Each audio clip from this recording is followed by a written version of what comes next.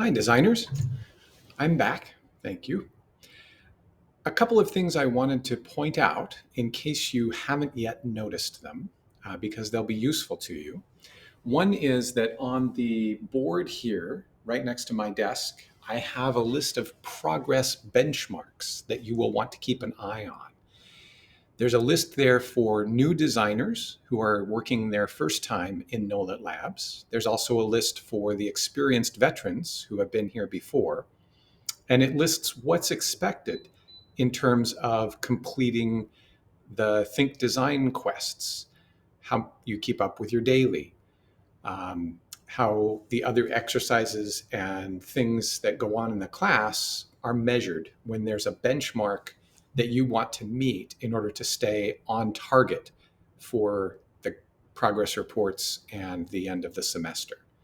So keep your eye on that. That will help you stay on track as we go through the semester while you're looking at the daily, the Think Design, all of the things that you should be in the habit of doing as a designer, which you should know from having completed the Getting Started or What's New maps already. Second, I wanted to point out that there is now a pay to print option in the store. So if you jump over to the store and wait for it to load, and then switch to the goodies map or aisle, you will see down here at the bottom row now, there is a small 3D print, a medium 3D print, and a large 3D print.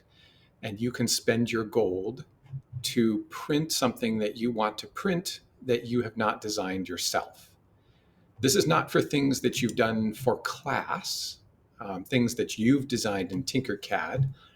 This is for things that you've downloaded from Thingiverse or one of the other warehouses, and you simply would like to get a copy printed. So that's where you get that. When you put stuff into that queue, which is the NOLAT Labs store queue, if you don't have one of those in your inventory, your item will simply wait in the queue until I have a chance to check with you, or maybe you have a chance to see that you've bought the item. When I print your item, then I will take it back out of your inventory so that you can see the correlation. Hopefully that makes sense.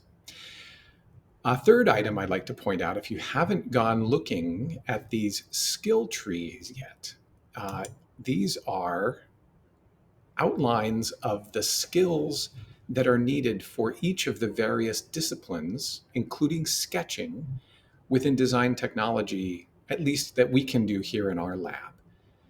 So this map right here at the top is the video production one. This skill tree shows that there's a planning, recording video, recording audio, and then an editing piece of video production.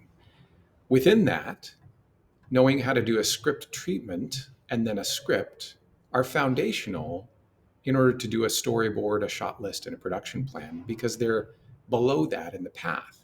And the script has this sun marker that says that's a key skill. That one is core to understanding audio, using a microphone, core to the audio section. Shot composition, filming more than you need, lighting, these are the keys to recording video. Everything else is a skill related to that or based on that, and so forth.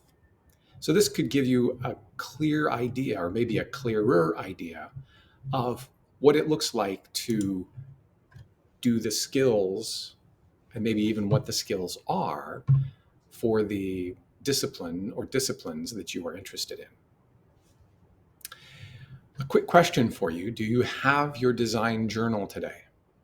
If you have a good reason for not having it, I know several parents have emailed me to say, I know my son or daughter needs this, and I will be getting it on such and such a date. I apologize, it hasn't been purchased yet. That's a good reason.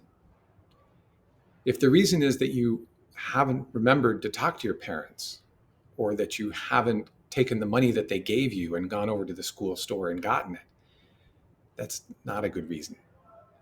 So at this point, You should start becoming really honest with yourself. And if your reason is good, it's out of your control, but you've done everything you can to try to get your design journal, then you're fine. If the reason is under your control and you really should have done more to get a design journal at this point, then you should claim the unprepared penalty until you get the design journal and are bringing it to class every class. So please get that design journal, bring it to class, start using it regularly. That's very important. Many of you didn't sign up for your one-on-one meeting with me. So you were signed up for it. If you didn't sign up, if you aren't sure when your one-on-one is, you can go back to last week's Tuesday, Wednesday, and link into the spreadsheet and take a look. Make sure you're on the right tab. There's a tab for each block. So make sure you check the tab for your block and find out when your one-on-one will be. I'll also send you an invite if I'm going to be doing it virtually, or I'll just come grab your ear and pull you over to the corner if you are going to be with me face to face. And then finally, have you updated your personalized learning plan? If this is yellow over here, it should not be at this point. I'm going to start asking you, and in our meetings, I will be talking specifically about setting a goal for the semester.